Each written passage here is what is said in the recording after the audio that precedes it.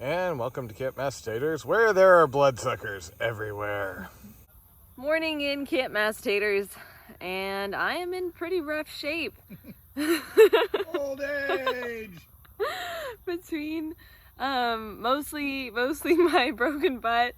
It's really hurting trying to find a position that I can sit, lie where it won't hurt, and in the process my right leg keeps falling asleep between that and the heat rash. But we didn't die due to the electrical storm, and we have a tent fan, which is the most amazing thing ever. I would never do this section again without a tent fan. Tent fan, gotta admit, pretty cool. Matt is highly amused by the fact that it's me having a rough time for once instead of him. Hey Jen, I got a song for you this morning. It's Warren Zevon, The Shit That Used to Work, It Don't Work Now. It's a great song. You'll really identify with it. Used to identify with things talking about the springtime of youth. Now you've gone into the next phase. It's all downhill from here.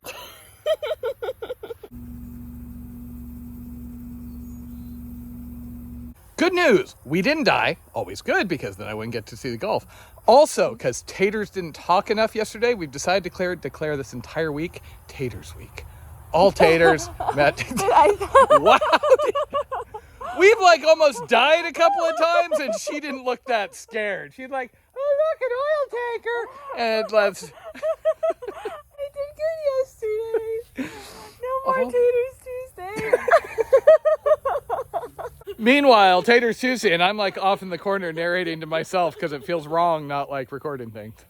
Storm-wise, the storm did basically shift further and further to the west as it came down towards us. So we did get hit, but it wasn't the extended train of storms that I was kind of afraid of. If I look concerned in that one clip from last night, it's because that whole Cape G incident where we were out there for, I don't know, 6+ hours under a red thunder cell out kind of exposed. That was probably the most worried I have been about lightning exposure and risk and things like that. And there was just no good answer to get out of that. And here, I mean, we're in trees. Everything's also relatively flat here, and we're out, we're getting kind of coastal here.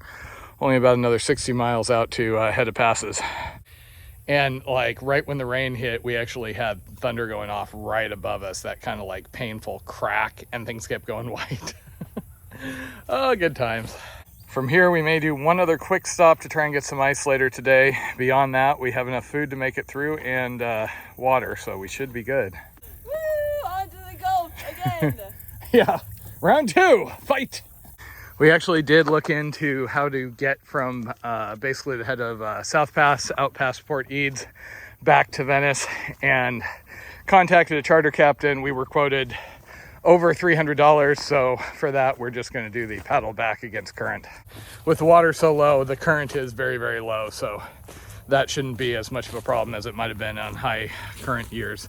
I mean, there's been people saying they were able to make, they had 5 miles just from the current, and they were making like 10 miles an hour going down the river, versus us, we were making 5 or 6 at the fastest point right after the Missouri, and now we're down to like 3.5 miles an hour.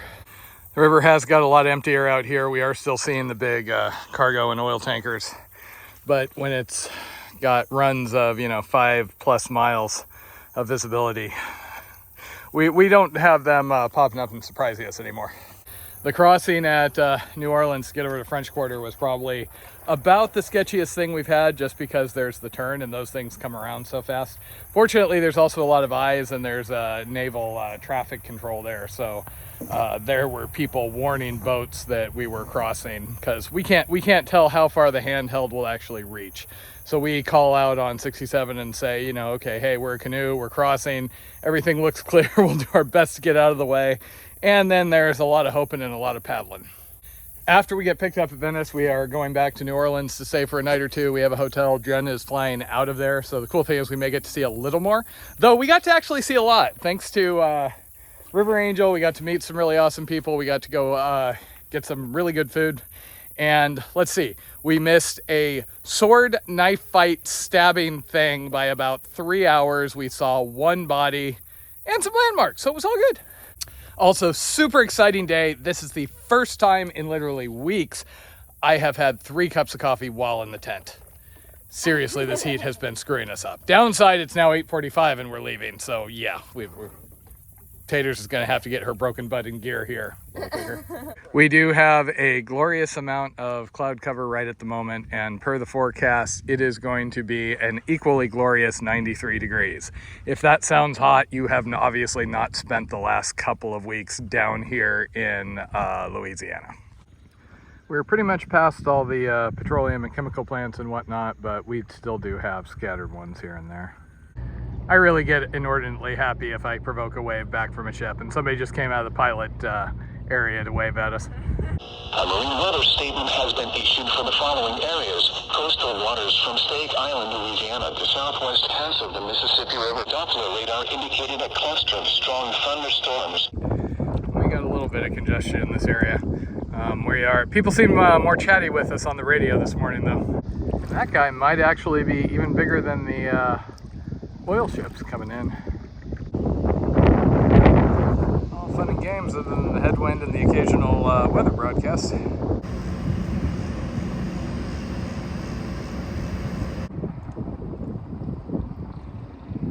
Starts getting fun when these things start moving. We can hear his anchor being drawn up from here.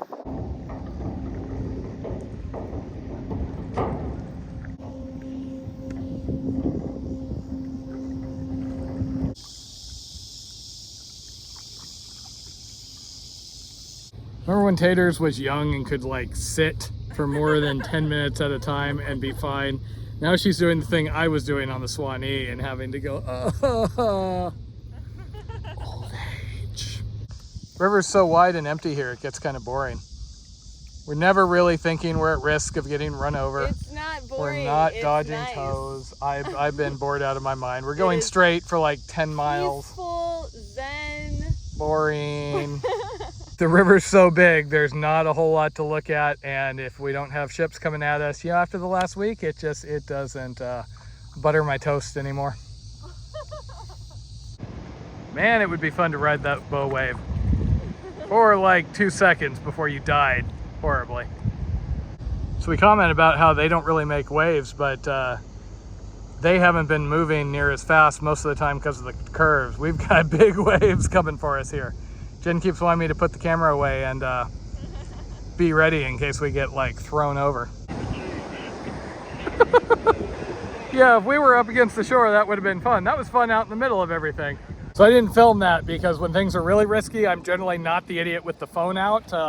I'm the idiot with the phone out when things are just unpleasant usually.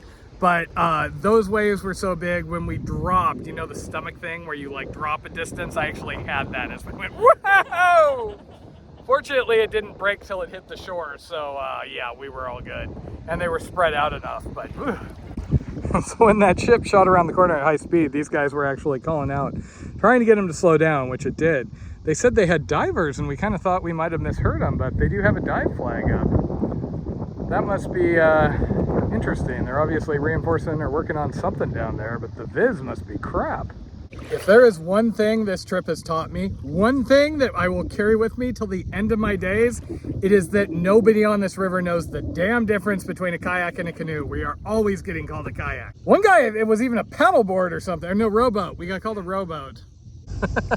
As you can see here, there's none of the, okay, well here, you go first and then one at a time around the corner. We've got 3 at once basically going across at a corner. 4 if you count our little boat. They were talking about us, but they kept calling us a couple of kayakers. They have been really chatty out here. I think they're getting bored because it's just wide open with no other ships.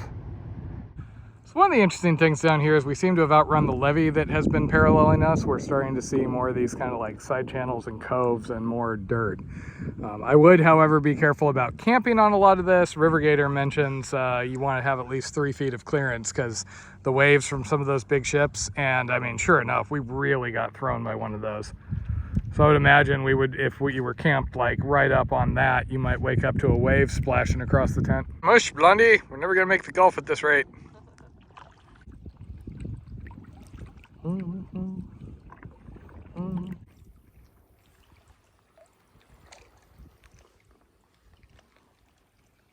And Taters is happy because here we are seeing animals once again. She wasn't with me on the get, so she's not tired of cows. This is actually getting cool back here. Yay. We don't have riprap, we have actual shore. We have trees sticking out into the channel. That looks so inviting for camping all over. That looks muddy and hard to access. Mmm, steak, burgers, all the things. How can you not have any compassion when you see like the little ones? They're cute. I would wait till they're older and uglier to eat them. I'm starting to think these birds want to fight.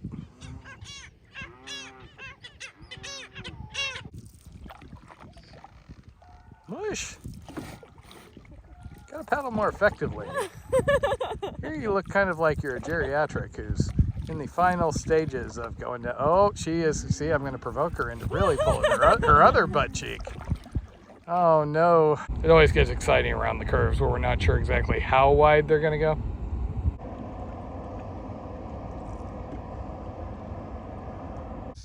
And now the latest adventure on Massatators on the Mississippi.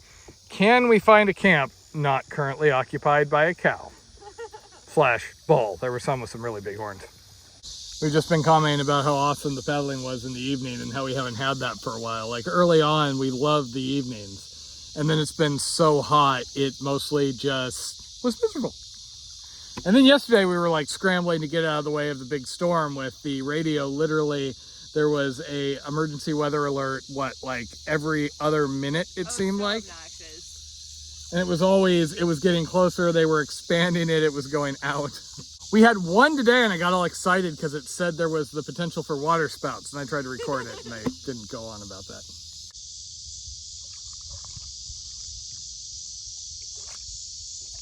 .42, and sadly it's about time to pull over. We are basically looking for the first usable site, which of course means that it's all turned into like riprap and dense vegetation. This is how I show support, because when I'm stuck in the mud, Taters doesn't film, so nobody sees that I'm stuck in the mud. Feel free to make Godzilla noises. That's what I would do. So we did, once we chased the cow off, we did start to see grass that looked kind of promising, but the landings around here kind of suck. And we can do it, but walking through mud like that, as far as we would have to, would be less than great. We're just trying to find something where we don't have to carry over riprap like last night. Jen has left me shipwrecked, because she's afraid of the wake from him. And yeah, this is why we had one of us wait out offshore.